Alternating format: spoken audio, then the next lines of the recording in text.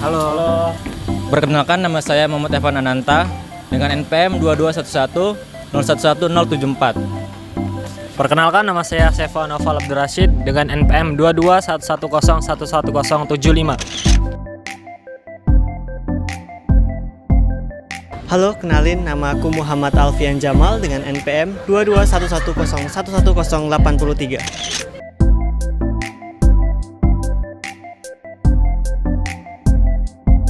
Halo, perkenalkan, nama saya Dinda Rarum dengan NPM 2211011103.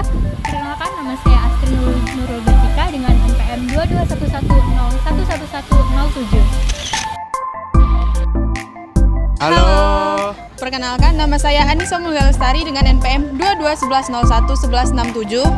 Dengan saya, perkenalkan, nama saya Muhammad Gani Albar dengan NPM 22510111002. Halo. Perkenalkan, nama saya Muhammad Alif dengan NPM 22510111006. Perkenalkan, nama saya Ali Akbar Karim dengan NPM 22510111029.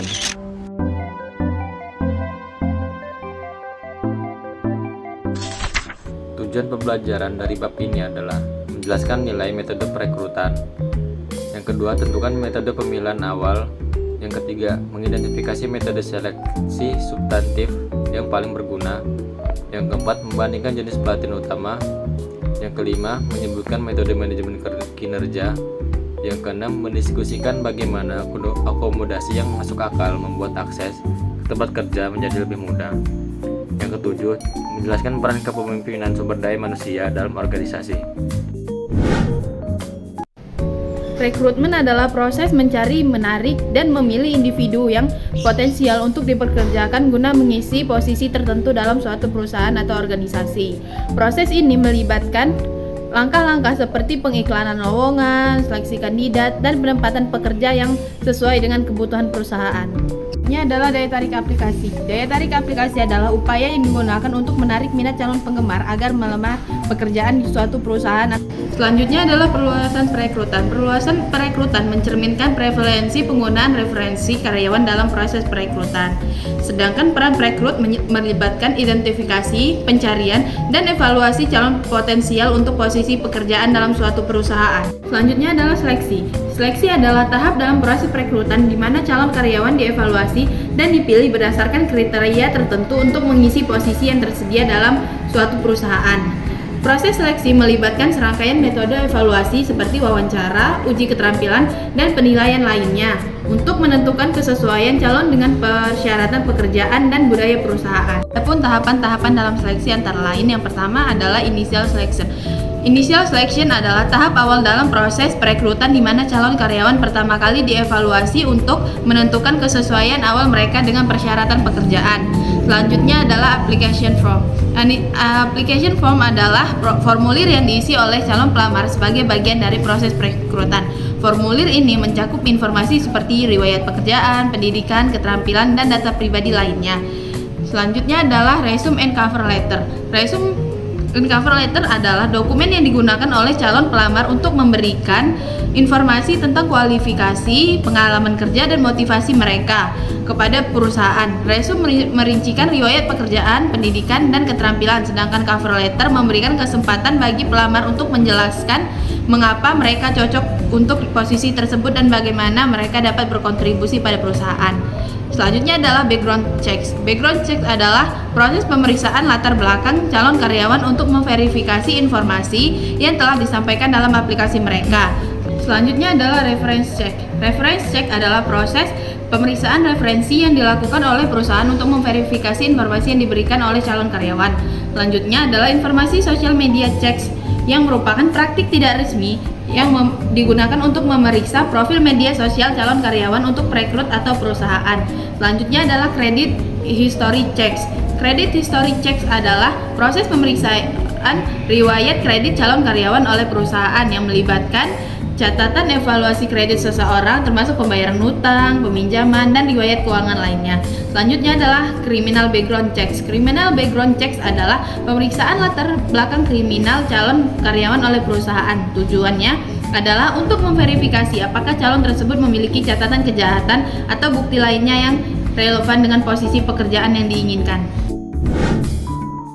Metode seleksi substantif merupakan inti dari proses seleksi dan mencakup tes tertulis, tes simulasi kinerja, dan wawancara. Tujuan dari seleksi substantif adalah untuk menentukan pelamar yang paling memenuhi syarat dari mereka yang memenuhi kualifikasi dasar. Seleksi kontingen biasanya diberikan kepada kandidat yang lulus tes substantif tetapi hanya ditawari pekerjaan jika mereka lulus pemeriksaan akhir. Selanjutnya itu ada tes tertulis. Tes ini sering dicap sebagai tes yang diskriminatif dan banyak organisasi yang tidak mengesahkan sebagai tes yang berhubungan dengan pekerjaan. Para pelamar cenderung memandang tes tertulis sebagai tes yang kurang valid dan kurang adil dibandingkan dengan tes wawancara atau tes kinerja. Kemudian ada tes kecerdasan atau kemampuan kognitif.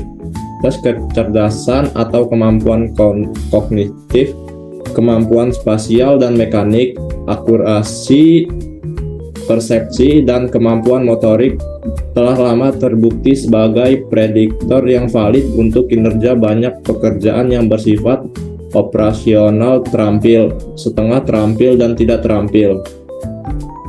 Secara keseluruhan, tes intelijensi telah terbukti sebagai prediktor yang sangat baik untuk pekerjaan yang mencakup tugas-tugas yang kompleks secara kognitif, misalnya pemrograman komputer dan perekayasaan perangkat lunak. Kemudian itu ada tes kepribadian. Tes kepribadian tidak mahal dan mudah dilakukan. Tes kepribadian paling sering diberikan kepada para eksekutif dan manajer menengah.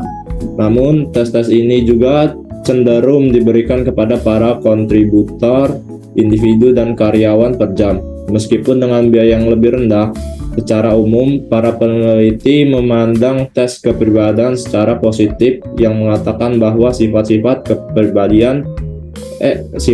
seperti ketelitian dan ekstroversi dapat memprediksi kinerja dalam organisasi. Kemudian ada tes integritas. Tes ini memiliki kecenderungan kandidat untuk berperilaku tidak etis. Tes ini telah terbukti menjadi alternatif yang ampuh untuk ukuran integritas yang tidak akurat, seperti tes kebohongan dalam memprediksi perilaku karyawan yang tidak etis seperti pencurian. Tes integritas berpotensi memprediksi kinerja pekerjaan yang diukur seobjektif mungkin oleh penyelia, dan potensi pencurian, masalah disiplin, dan ketidakhadiran yang berlebihan dengan dampak yang tidak terlalu besar. Namun demikian, banyak tes yang tersedia tidak semua dapat memprediksi hasil kinerja dan pekerjaan dengan baik. Kemudian ada tes simulasi kinerja. Dalam tes simulasi kinerja ini terdapat tes sampel kerja. Tes sampel kerja adalah simulasi langsung dari sebagian atau seluruh pekerjaan yang harus dilakukan oleh pelamar kerja secara rutin. Performa pelamar dalam setiap elemen sampel kerja mengukur kemampuan mereka untuk melakukan pekerjaan dengan lebih spesifik. Dari tes bakat dan kepribadian tertulis yang lebih ditargetkan pada kompetensi yang memprediksi performa, misalnya sifat dan kemampuan. Sampel kerja banyak digunakan untuk merekrut pekerja terampil seperti tukang las, masinis, tukang kayu, dan teknisi listrik. Kemudian ada pusat penilaian. Serangkaian tes simulasi kinerja yang lebih rumit biasanya dirancang untuk mengevaluasi potensi manajerial kandidat, diberikan di pusat-pusat penilaian. Para eksklusif lini, penyelia, atau psikologi terlatih mengevaluasi para kandidat ketika mereka menjalani 1 hingga beberapa hari latihan untuk mensimulasikan masalah nyata yang akan mereka hadapi di tempat kerja. Kemudian ada tes penilaian situasional. Untuk mengurangi biaya simulasi pekerjaan, banyak organisasi telah mulai menggunakan tes penilaian situasional yang menanyakan kepada pelamar bagaimana mereka akan tampil dalam berbagai situasi pekerjaan dan kemudian membandingkan jawaban mereka dengan jawaban karyawan yang berkinerja tinggi. Selanjutnya ada wawancara. Wawancara digunakan untuk menilai kecocokan antara pelamar dan organisasi. Selain mengevaluasi keterampilan spesifik yang berhubungan dengan pekerjaan, manajer melihat karakteristik kepribadian dan nilai-nilai pribadi untuk menemukan individu yang sesuai dengan budaya dan citra organisasi. Wawancara bisa dilakukan secara terstruktur atau tidak terstruktur. Sini ada wawancara terstruktur. Wawancara terstruktur digunakan sebagai teknik pengumpulan data. Jika peneliti atau pengumpul data telah mengetahui dengan pasti tentang informasi apa yang akan didapat. Dalam melakukan wawancara, peneliti perlu menyiapkan instrumen berupa pertanyaan tertulis yang alternatif, alat bantu seperti tape recorder, dan lainnya. Kemudian wawancara tidak struktur. Wawancara yang bebas di mana peneliti tidak menggunakan pedoman wawancara yang telah tersusun secara sistematis dan lengkap untuk mengumpulkan data dari informan. Pedoman wawancara ini digunakan hanya berupa garis-garis permasalahan yang akan ditanyakan pada informan. Kemudian ada tes seleksi kontingen. Dalam tes seleksi kontingen ini ada yang pertama itu pengujian narkoba. Tes narkoba masih bersifat kontroversial. Banyak pelamar yang berpikir bahwa tes tanpa kecurigaan yang beralasan merupakan tindakan yang invasif atau tidak adil. Mereka seharusnya diuji berdasarkan faktor kinerja pekerjaan, bukan pilihan gaya hidup yang mungkin tidak relevan. Pemberi kerja mungkin berpendapat bahwa penggunaan dan penyalahgunaan narkoba sangat merugikan, tidak hanya dari segi finansial tetapi juga dalam mempertimbangkan keselamatan orang lain. Kemudian ada pemeriksaan medis. Pengusaha juga terkadang menggunakan tes kesehatan untuk mengetahui apakah dan bagaimana mereka dalam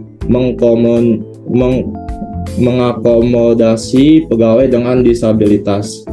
Untuk pekerjaan yang membutuhkan tuntunan fisik atau psikologis yang berat seperti pengatur lalu lintas udara atau petugas pemadam kebakaran, ujian medis bisa jadi merupakan indikator penting dari kemampuan untuk bekerja. Yang pertama, kita akan bahas tentang konten pelatihan.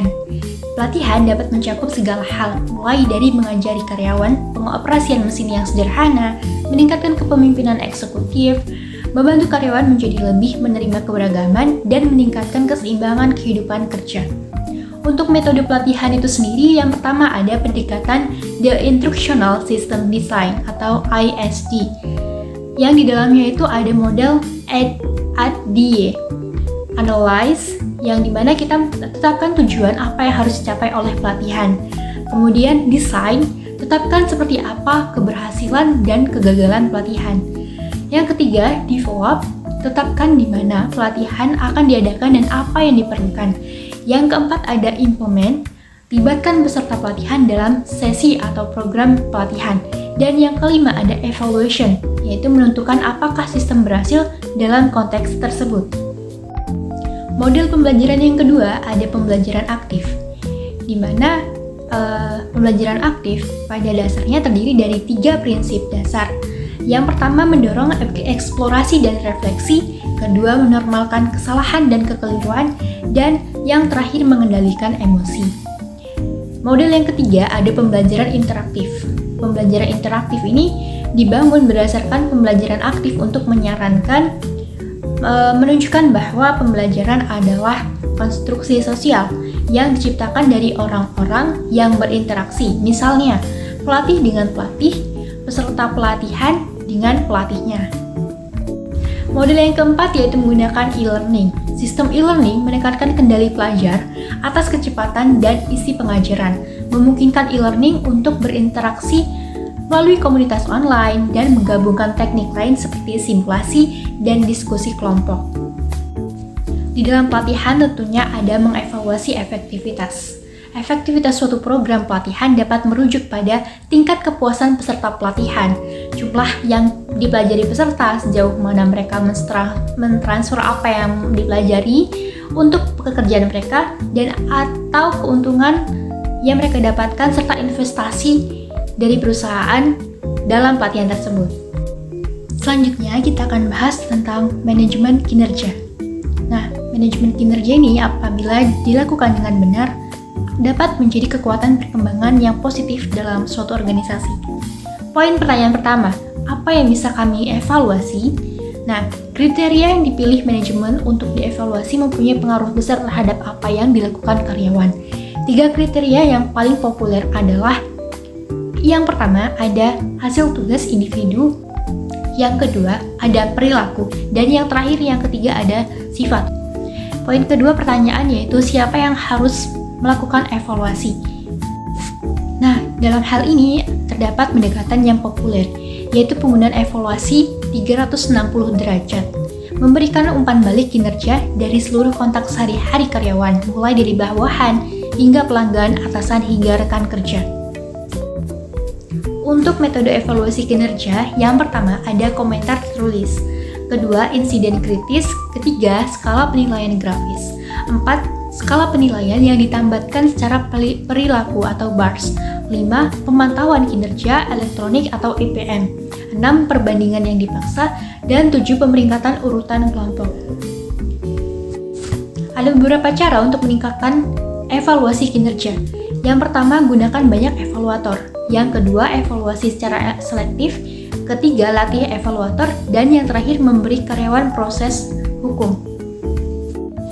Tentunya dalam pembahasan kali ini sangat penting untuk memberikan umpan balik kinerja, yaitu di mana tinjauan yang efektif, yang mana karyawan menganggap penilaian itu adil, manajernya tulus dan penuh empati, serta iklimnya konstruktif, dapat membuat karyawan merasa bersemangat, mendapat informasi tentang area yang memerlukan perbaikan dan bertekad untuk memperbaikinya. Baik, materi selanjutnya yaitu tempat kerja yang dapat diakses. Kebijakan di tempat kerja, baik yang resmi maupun tidak, terkait individu dengan disabilitas fisik atau mental berbeda-beda di setiap negara. Negara-negara seperti Kanada, Belanda, Selandia Baru, Suriah, dan Mali memiliki sebuah undang-undang khusus untuk melindungi penyandang disabilitas. Di Amerika Serikat, misalnya, representasi penyandang disabilitas di dunia kerja meningkat pesat dengan disahkannya American with Disabilities Act atau yang disingkat dengan ADA pada tahun 1990. Nah, menurut ADA, pemberian kerja diwajibkan untuk membuat akomodasi yang wajar agar tempat kerja mereka dapat diakses oleh penyandang disabilitas fisik atau mental. Contoh disabilitas diakui termasuk anggota tubuh yang hilang, gangguan kejang, sindrom Down, Tony, psikosis, terus ada diabetes, terus ada depresi dan sakit kronis. Nah, kajian lain menunjukkan bahwa pekerja dengan disabilitas mendapatkan evaluasi kinerja yang lebih tinggi. Akan tapi, penyandang disabilitas cenderung mendapatkan ekspektasi kinerja yang lebih rendah dan kecil kemungkinannya untuk dipekerjakan. Diskriminasi terhadap tenaga kerja penyandang disabilitas telah lama menjadi masalah. Misalnya di Eropa, sebuah kebijakan untuk memotivasi pemberi kerja sering gagal meningkatkan tingkat partisipasi tentang kerja penyandang disabilitas, dan sistem kuota langsung di Jerman, Prancis, dan Polandia justru menjadi sebuah bumerang.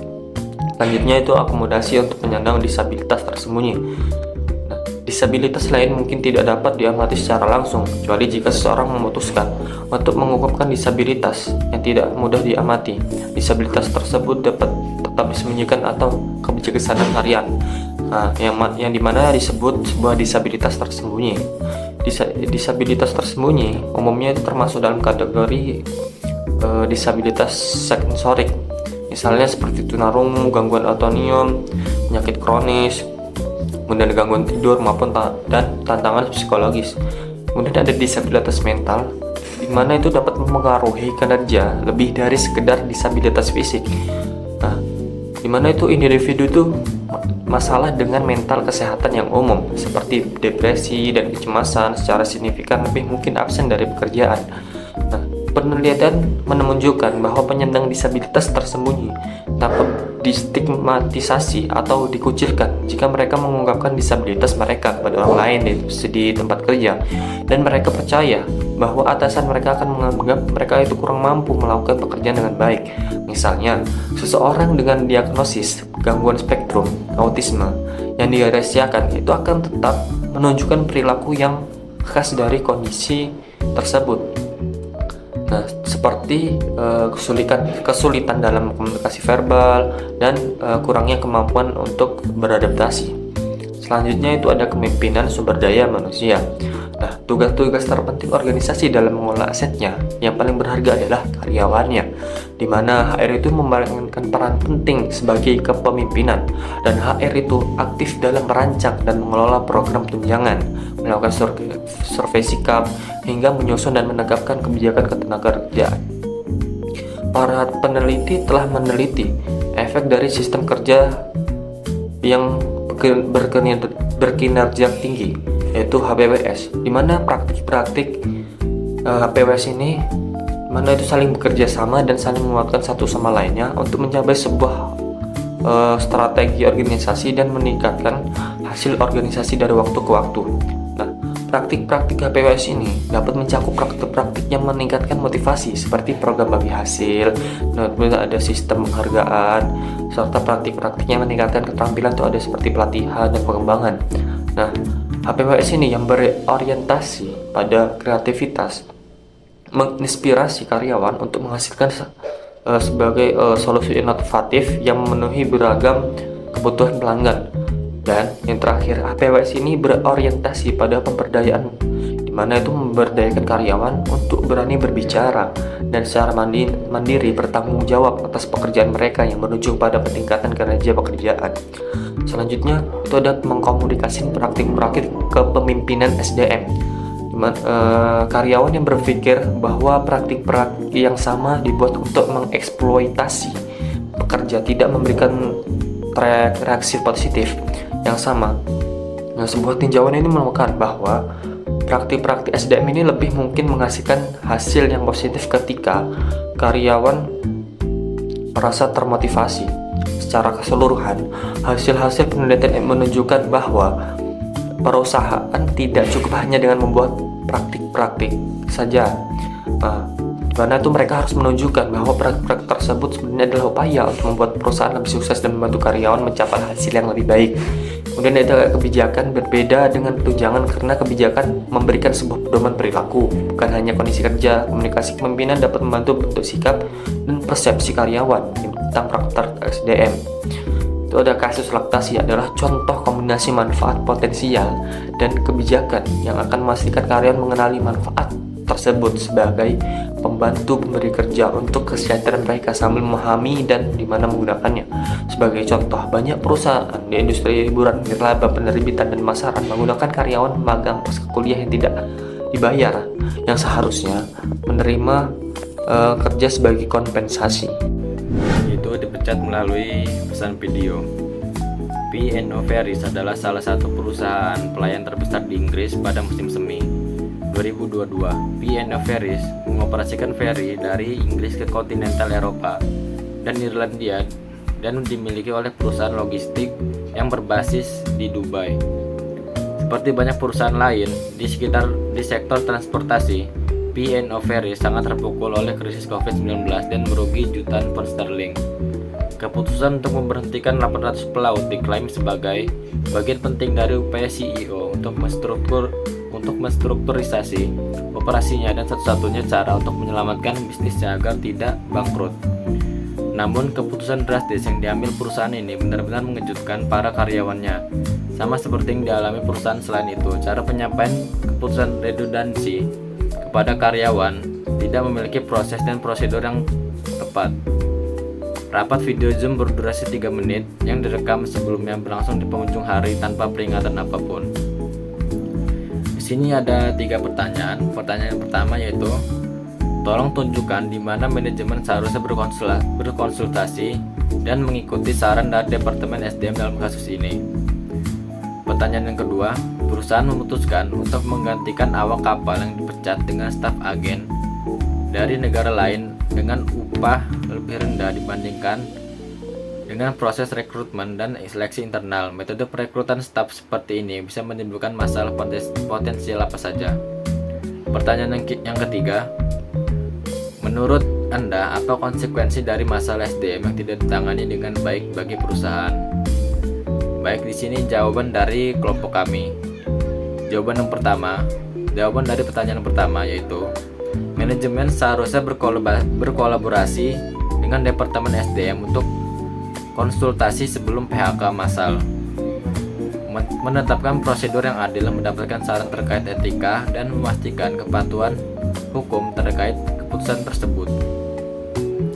Jawaban dari pertanyaan kedua yaitu, penggantian karyawan dengan staf agen dari negara lain yang dibayar lebih rendah dapat menimbulkan masalah etika, mempengaruhi motivasi karyawan, menurunkan kualitas layanan, merusak reputasi perusahaan, menciptakan ketidakstabilan internal, dan berpotensi melanggar hukum ketenagakerjaan.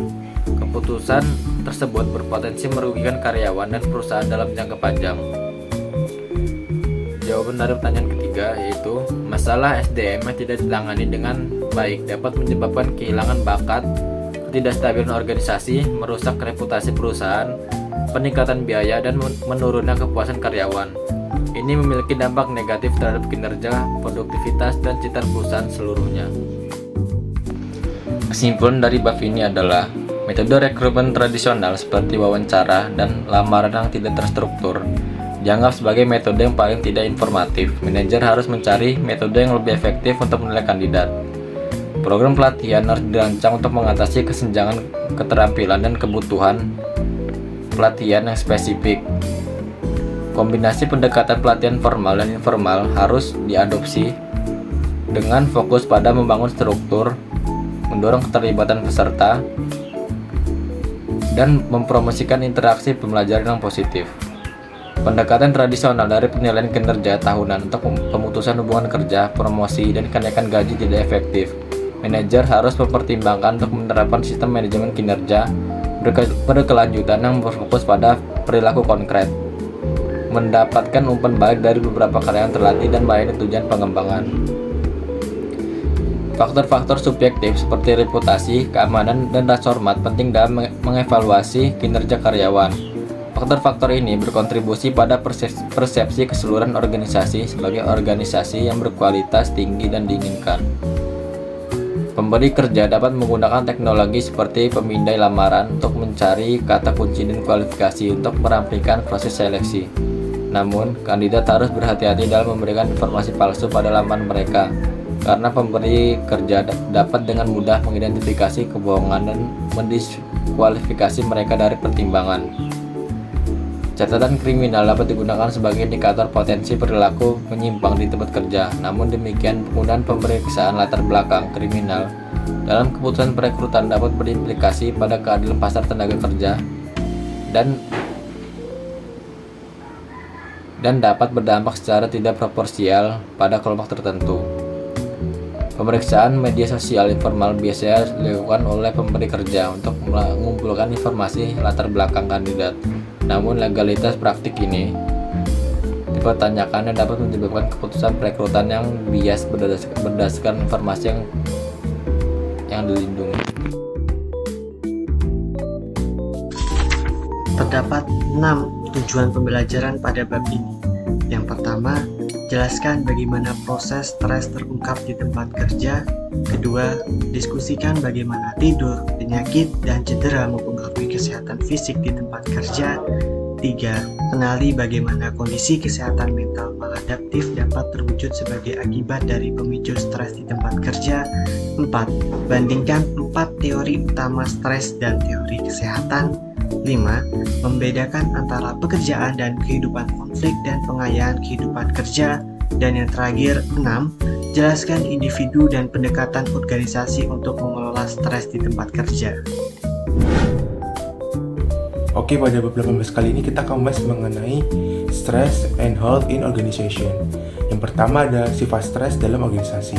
Stres sendiri merupakan pengalaman umum di tempat kerja dan dapat berasal dari berbagai sumber, yang dimana stres dapat mempengaruhi perilaku dari psikologi seseorang dan fisik dari seseorang. Lalu yang kedua kita membahas mengenai membedakan stresor, stres, dan strain. Stresor adalah faktor-faktor dalam kehidupan manusia yang mengakibatkan terjadinya respons stres. Stresor dapat berasal dari berbagai sumber, baik dari kondisi fisik, psikologis, maupun sosial. Lalu yang kedua ada stres. Stres adalah baik secara fisik maupun emosional, mental atau psikis, apabila ada perubahan dari lingkungan yang mengharuskan seseorang menyesuaikan dirinya. Lalu yang terakhir ada strain. Strain adalah konsekuensi psikologis atau fisiologis dan perilaku dari suatu stres. Selanjutnya kita membahas mengenai sumber-sumber dari stres. Stres dapat berasal dari lingkungan organisasi dan faktor personal. Yang kedua, stres dapat berasal dari sebuah tugas yang belum diselesaikan, politik kantor, dan konflik interpersonal yang dapat menjadi sumber stres organisasional. Lalu yang ketiga, stres juga dapat berasal dari faktor lingkungan, ekonomi, dan politik sehingga dapat menyebabkan sebuah stres. Yang selanjutnya ada kesehatan fisik di dunia kerja. Yang pertama ada tidur. Kualitas tidur dapat mempengaruhi sikap kerja dan kesehatan psikologis. Yang kedua, kurangnya tidur dapat merugikan kinerja kognitif dan tugas kerja bagi para karyawan. Yang kedua ada penyakit dan cedera. Hadir di tempat kerja saat sakit dikenal sebagai presenteeism yang dapat mengakibatkan penurunan kinerja dan mengakibatkan penularan penyakit di lingkungan kerja. Yang kedua ada faktor risiko pribadi dan kerja dapat berkontribusi pada penyakit dan cedera, di mana saat seseorang mengalami cedera akan mengakibatkan penurunan kinerja yang signifikan terhadap suatu perusahaan dari karyawan tersebut. Selanjutnya itu faktor risiko dan pencegahan. Yang pertama, pengalaman stres di tempat kerja dapat memicu perilaku yang tidak sehat. Lalu yang kedua, perencanaan dan program kesejahteraan dapat membantu mengurangi risiko kesehatan fisik terkait stres di tempat kerja. Semua ini menunjukkan kompleksitas dan dampak stres di lingkungan kerja, serta pentingnya manajemen stres dan kesejahteraan di tempat kerja. Kesehatan mental di tempat kerja. Sama seperti stres di tempat kerja yang dapat memengaruhi kesehatan fisik melalui peningkatan perilaku berisiko dan tidak sehat, stres di tempat kerja juga mempengaruhi kesehatan mental di tempat kerja. Faktanya, biaya untuk merawat karyawan yang memiliki kondisi kesehatan fisik dan mental adalah 2:5. 3 kali lebih tinggi dibandingkan mereka yang tidak memiliki penyakit penyerta. Kondisi seperti depresi ini menurunkan kemampuan kognitif kinerja, mencakup 35% waktu kerja.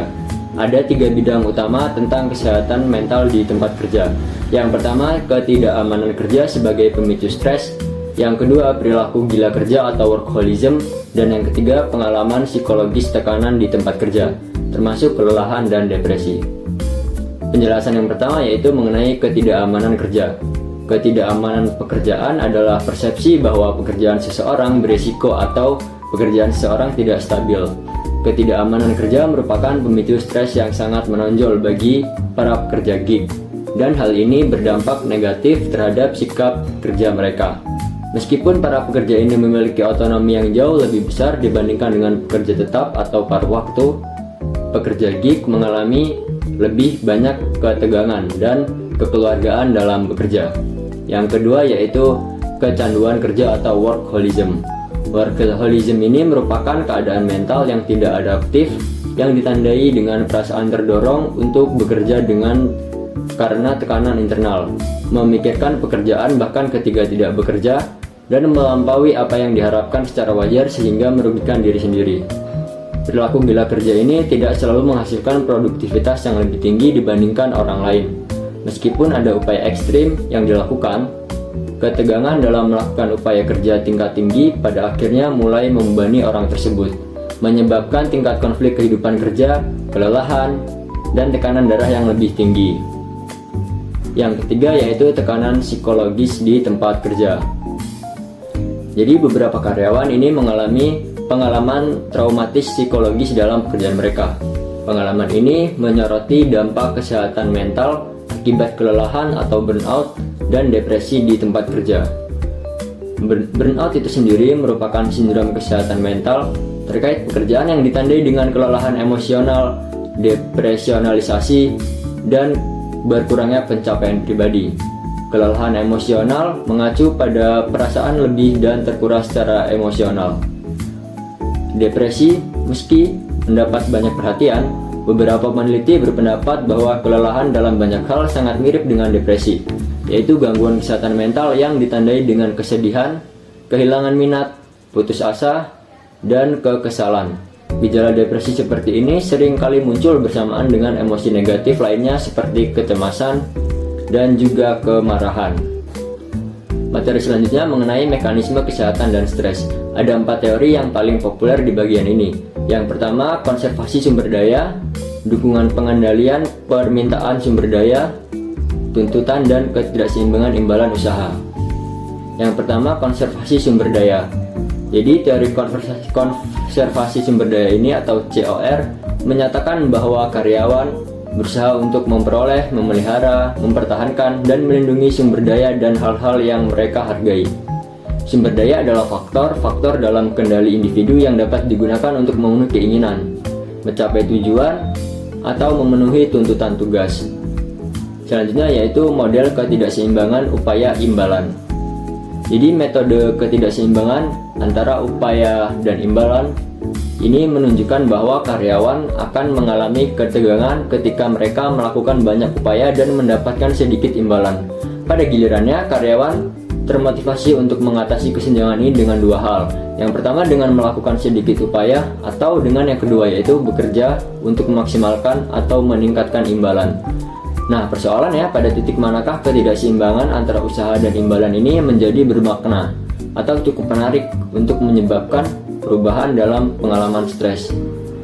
Sulit juga dibayangkan adanya ketidakseimbangan yang menyebabkan kesusahan. Sulit juga untuk menentukan mana yang lebih berkontribusi terhadap ketidakseimbangan ini, apakah upaya atau imbalan. Selanjutnya model dukungan kontrol permintaan, atau bisa juga disebut model Job Demand Control Support atau JDCS, menyatakan bahwa ketegangan merupakan fungsi dari 3 faktor. Yang pertama tuntutan, kendali, dan dukungan. Jadi permintaan atau tuntutan ini adalah tanggung jawab, tekanan, kewajiban, dan ketidakpastian yang dihadapi individu di tempat kerja. Pengendalian mengacu pada sejauh mana karyawan mempunyai keleluasaan dalam melakukan pekerjaan mereka. Sedangkan dukungan pada dasarnya adalah persepsi bantuan yang diberikan oleh organisasi, supervisor, dan rekan kerja. Prinsip utama di balik model JDCS ini adalah bahwa setiap dampak negatif dari permintaan terhadap strain atau ketegangan dapat ditawarkan atau disanggah melalui kontrol dan dukungan, seperti yang ditunjukkan pada gambar. Selanjutnya adalah model tuntutan pekerjaan sumber daya. Jadi model sumber daya tuntutan pekerjaan atau JDR yang digambarkan pada gambar ini menggambarkan unsur-unsur teori COR dan JDCS untuk menunjukkan bahwa tuntutan dan sumber daya berkontribusi terhadap kinerja melalui efek khasnya terhadap ketegangan, misalnya kelelahan dan keterlibatan. Secara umum, JDR ini membantu kita memahami bahwa ketegangan dan keterlibatan seringkali merupakan hasil dari tindakan yang menyeimbangkan antara memanfaatkan sumber daya dan memengaruhi permintaan. Hal ini dapat membantu kita menjelaskan, misalkan mengapa orang-orang yang tingkat pendidikannya lebih tinggi itu tidak merasa lebih puas dengan pekerjaan mereka, walaupun sumber daya yang dimiliki oleh mereka ini lebih besar dengan pendidikan yang lebih tinggi juga. Misalkan pendapatannya itu lebih tinggi, tapi tuntutannya juga lebih besar, seperti waktu bekerja yang lebih lama dan tekanan kerja yang lebih tinggi. Selanjutnya, preferensi permintaan sumber daya ini berubah dalam siklus. Nah, organisasi itu terus mengalami perubahan dan perubahan. Kita merespon proses stres pendidikan yang lebih tinggi juga. Misalkan pendapatannya itu lebih tinggi, tapi tuntutannya juga lebih besar, seperti waktu bekerja yang lebih lama dan tekanan kerja yang lebih tinggi. Selanjutnya, preferensi permintaan sumber daya ini berubah dalam siklus. Nah, organisasi itu terus mengalami perubahan dan perubahan. Kita merespon proses stres dengan terus beradaptasi terhadap sumber-sumber internal dan eksternal. Dan stabilitas kita terus-menerus didefinisikan ulang. Permintaan juga dapat diprediksi berubah seiring berjalannya waktu. Ada sebuah studi terhadap pekerjaan sepanjang masa hidup menemukan bahwa ketegangan disebabkan sebagian oleh tuntutan finansial dan ekonomi dari pekerja yang lebih muda. Namun, bagi pekerja yang lebih tua, tuntutan yang terkait dengan ketegangan lebih terkait dengan tuntutan mengasuh seperti mengasuh anak dan merawat orang lanjut usia. Baik, materi selanjutnya di sini saya akan menjelaskan tentang keseimbangan kehidupan kerja dalam organisasi. Keseimbangan kehidupan kerja dalam organisasi adalah sejauh mana seseorang mampu mencapai tujuan profesionalnya sekaligus meluangkan waktu untuk keluarga, teman, dan kepentingan pribadi. Keseimbangan antara kerja dan kehidupan pribadi itu sangatlah penting. Maka dari itu, batasan-batasan kerja ini diperlukan di tempat kerja agar bisa mencapai keseimbangan tersebut. Nah, batasan-batasan ini tidak akan mempengaruhi produktivitas karyawan, justru batasan ini akan memberikan inspirasi kepada karyawan untuk bisa bekerja lebih optimal. Ada 3 jenis batasan yang perlu dipertimbangkan, yaitu mental, fisik, dan emosional. Batasan mental yaitu melibatkan istirahat dari pekerjaan, memprioritaskan tugas, dan menetapkan tujuan yang realistis. Batasan fisik ini termasuk membuat ruang kerja terpisah, istirahat teratur, dan menghindari bekerja lembur. Batasan emosional ini melibatkan identifikasi batasan pribadi dan mengkomunikasikannya secara efektif dengan rekan kerja dan atasan. Menetapkan batasan sangat penting untuk mencapai keseimbangan antara pekerjaan dan kehidupan pribadi, menjaga kesehatan mental, dan tetap bahagia dan sehat. Efek limpahan atau spiral effect didefinisikan sebagai kejadian yang terjadi ketika sikap dalam suatu peran secara positif menyebar ke peran lain, yang mengacu pada hubungan antara pekerjaan dan kehidupan dan bagaimana pengalaman positif seseorang dalam satu peran dapat terbawa ke peran lain.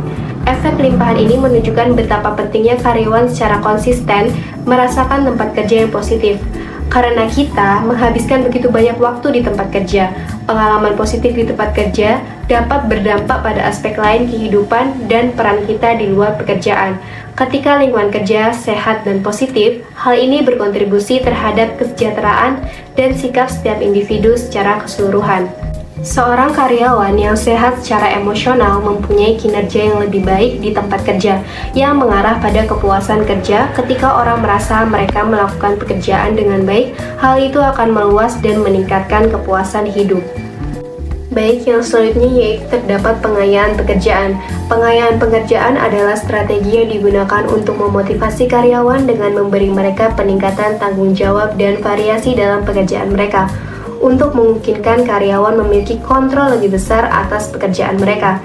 Dengan melakukan hal ini, seseorang dapat memanfaatkan keinginan alami mereka untuk melakukan pekerjaan dengan baik dan berkontribusi terhadap tujuan perusahaan secara keseluruhan.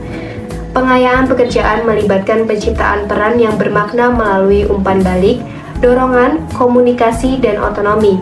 Manajer yang fokus pada pengayaan pekerjaan fokus pada penciptaan pekerjaan yang bermakna. Tujuannya adalah untuk menciptakan lingkungan kerja yang sehat dan keseimbangan kehidupan kerja karyawan yang secara intrinsik memotivasi karyawan. Baik, yang selanjutnya yaitu ada kebijakan yang fleksibel dan mendukung. Kebijakan yang fleksibel dan suportif seperti menjaga beban kerja tetap masuk akal, mengurangi perjalanan yang berhubungan dengan pekerjaan, dan menawarkan penitipan anak berkualitas tinggi di tempat adalah contoh praktik yang dapat membantu upaya ini. Pemimpin berperan besar dalam mendorong pengikut untuk menggunakan kebijakan yang mendukung dan memainkan peran dalam membangun hal tersebut, yaitu membangun hubungan pertukaran berkualitas tinggi dengan para pengikut dan pada akhirnya memungkinkan para pengikut dalam mencapai keseimbangan dan pengelolaan batasan. Perilaku kepemimpinan yang positif, seperti pelayanan kepemimpinan, sendiri mengurangi stres dan juga meningkatkan hasil kesehatan. Secara umum, persepsi tentang kepemimpinan yang mendukung keluarga lebih penting daripada persepsi yang lebih umum tentang persepsi dukungan organisasi dan atasan dalam mengurangi konflik pekerjaan dan keluarga.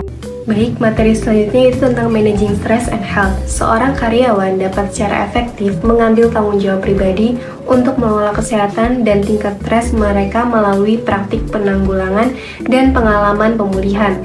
Dengan melakukan ini, dapat memberikan dampak hilir terhadap kinerja OCB, CWB, sikap, dan kesehatan di tempat kerja. Seseorang tidak harus berusaha secara aktif mencegah atau menghindari stres, namun sebaliknya harus berusaha secara aktif memulihkan, bersantai, dan menyegarkan. Yang pertama itu terdapat mengembangkan keterampilan manajemen waktu. Karyawan yang terorganisir dengan baik mungkin dapat mencapai prestasi 2 kali lipat dibandingkan karyawan yang tidak terorganisir dengan baik. Menunjukkan bahwa keterampilan dan pengambilan keputusan dalam manajemen waktu mempengaruhi keseimbangan kerja, keluarga, sikap kerja, dan kinerja. Terdapat beberapa keterampilan manajemen waktu yang paling terkenal. Yang pertama yaitu tetap teratur melalui kalender perangkat, lunak manajemen proyek, dan daftar tugas yang menjadwalkan waktu untuk istirahat dan pemulihan. Yang kedua, memprioritaskan tugas, kewajiban, dan tanggung jawab sambil bekerja untuk mendelegasikannya berdasarkan prioritas. Yang ketiga, menetapkan tujuan jangka panjang dan pendek yang realistis untuk sementara. Keterampilan manajemen waktu yang paling buruk yang oleh sebagian orang dikaitkan dengan kinerja yang lebih baik. Yang pertama itu bekerja lebih cepat, dan yang kedua itu bekerja lebih lama. Keterampilan ini dapat membantu meminimalkan penundaan dengan memfokuskan upaya pada tujuan jangka pendek dan meningkatkan motivasi bahkan saat menghadapi tugas yang kurang menyenangkan. Kemudian yang selanjutnya terdapat berfokus pada kesehatan mental dan kebugaran fisik yang direkomendasikan, yaitu seperti latihan fisik non-kompetitif seperti aerobik, jalan kaki, jogging, berenang, dan mengendarai sepeda untuk mengatasi tingkat stres yang berlebihan dan meningkatkan aktivitas fisik dan kesehatan mental. Kegiatan-kegiatan ini mengurangi fisiologis yang merugikan respon terhadap stres dan memungkinkan kita pulih dari stres lebih cepat. Olahraga juga dapat membantu menahan dampak negatif yang berlebihan. Kemudian yang selanjutnya itu terdapat membangun ketahanan.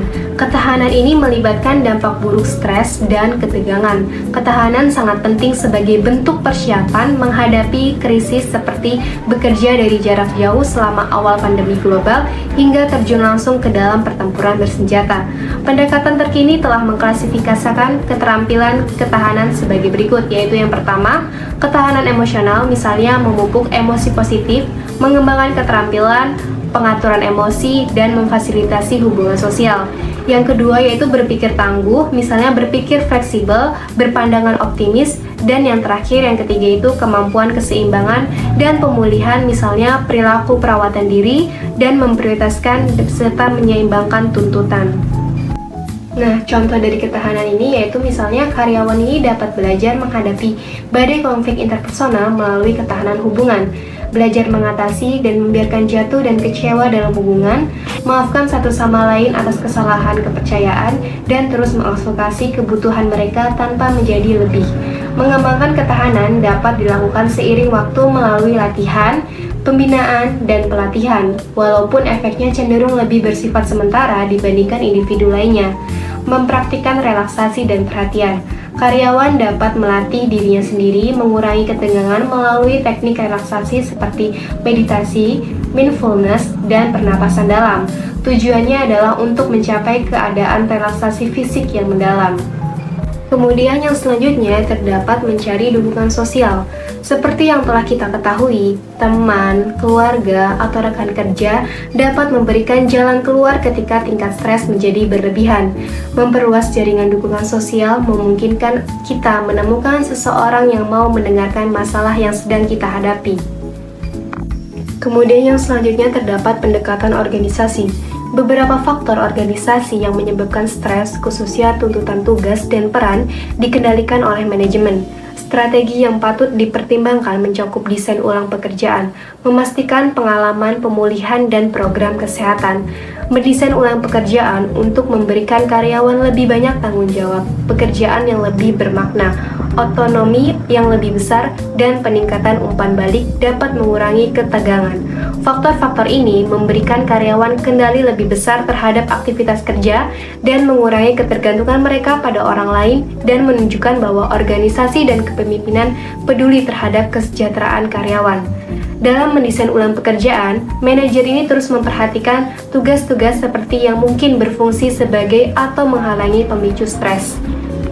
Yang selanjutnya terdapat program kesehatan, seperti program bantuan karyawan atau EAP, program kehidupan kerja, atau program kesehatan yang didukung oleh organisasi. Ini adalah program yang didukung organisasi yang berfokus pada kesehatan fisik dan mental karyawan secara keseluruhan.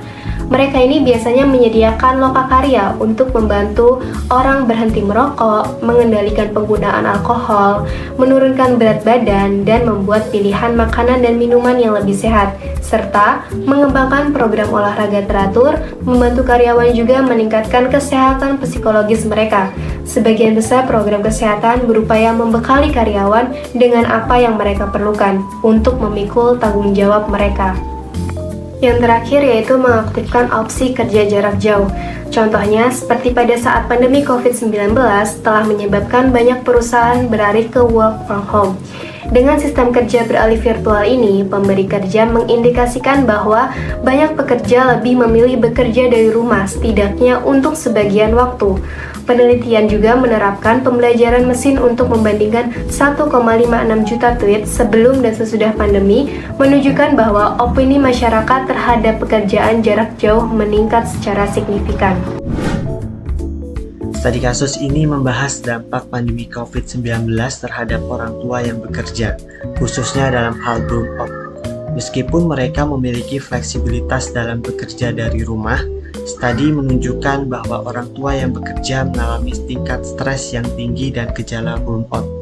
Penutupan sekolah dan fasilitas penitipan anak serta pembatasan pergerakan mengakibatkan tuntutan waktu yang meningkat bagi orang tua yang bekerja. Mereka harus mengurus anak-anak, bekerja, dan menghadapi resiko kesehatan dan ketidakpastian ekonomi. Dalam banyak kasus, perempuan lebih terdampak daripada laki-laki karena adanya peran gender tradisional yang masih mempengaruhi pembagian kerja rumah tangga. Orang tua dengan pendapatan rendah, ruang tinggal terbatas, anak-anak yang lebih muda, atau anak-anak dengan kebutuhan khusus juga mengalami tekanan dan tambahan. Meskipun banyak organisasi memberikan fleksibilitas jam kerja dan program kesejahteraan online, fleksibilitas tersebut terkadang mengakibatkan kelelahan fisik dan kelelahan mental. Studi menyarankan bahwa pendekatan kesejahteraan yang fokus pada tim dan saling mengurus satu sama lain mungkin lebih efektif daripada hanya mengandalkan perawatan diri individu. Dalam jangka panjang, pendekatan ini dapat meningkatkan pengetahuan bersama, empati, dan ketahanan tim. Studi kasus ini menunjukkan bahwa dalam situasi krisis seperti pandemi, fleksibilitas kerja saja tidak cukup. Perusahaan perlu mempertimbangkan strategi yang lebih holistik untuk mengatasi burnout dan meningkatkan kesejahteraan orang tua bekerja, termasuk dukungan tim dan pemahaman terhadap situasi individu. Dalam bab ini, kita menjelaskan tentang isu kesehatan dan stres di organisasi yang menjadi kritis publik global. Stres di organisasi mengakibatkan paparan yang terus-menerus terhadap stresor, dan hal ini menghasilkan tekanan fisik, psikologis, dan perilaku. Stresor dapat bersifat positif atau negatif, tapi keduanya dapat menyebabkan tekanan. Pengalaman stres memiliki dampak penting terhadap kesehatan fisik dan mental. Peneliti dan praktisi dalam bidang organizational behavior semakin prihatin terhadap isu-isu kesehatan fisik di tempat kerja, seperti tidur karyawan, presentation, dan faktor risiko yang menyebabkan penyakit dan cedera. Kesehatan mental juga menjadi perhatian dan fokus pada ketidaknyamanan kerja. workaholisme, dan masalah psikologis di tempat kerja seperti kelelahan dan depresi.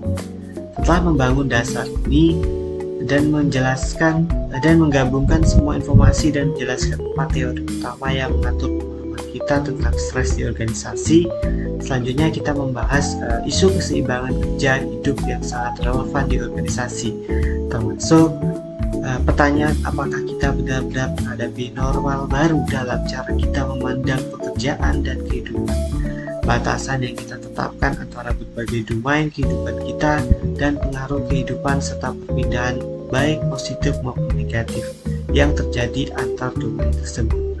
Manajemen memainkan peran penting dalam memfasilitasi strategi karyawan dalam mengelola batasan domain ini. Terima kasih telah menyaksikan